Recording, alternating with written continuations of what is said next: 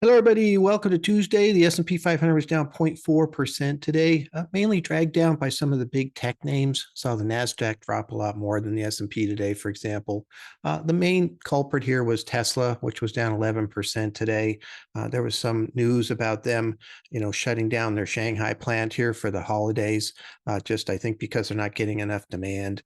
They offered a discount, on some of their cars here through the end of the year also. So it's starting to slow down for them, and it's unfortunately a fairly big piece of the S&P 500. But we saw weakness in Apple, we've seen weakness in semiconductors and such also. And one of the things that happens in these big indexes is that they are what's called market cap weighted. So the bigger companies have more impact. And what we're seeing so far this year is the bigger companies are suffering more than the average company on the S&P 500.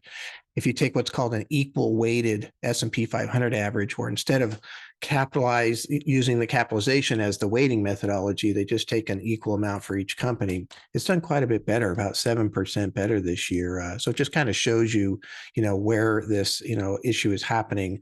It's not particularly a bad thing. In 2021, those big stocks were the only things really running. There was a lot of weakness underneath them. And so this is part of that kind of wave of getting things back down. I mean, the whole process here is to kind of deflate this bubble that happened, from the 2020 pandemic. And so we're just kind of continuing to push the air out of that bubble, so to speak.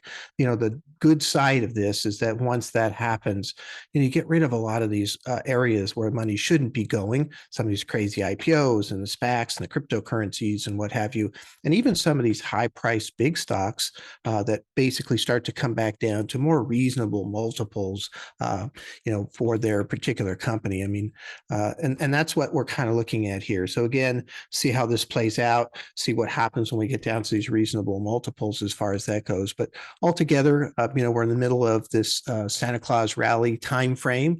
We'll see if this does transpire, and it continues from today to the second trading day of the year next week. So see how this plays out. But look forward to talking to you tomorrow. Thank you.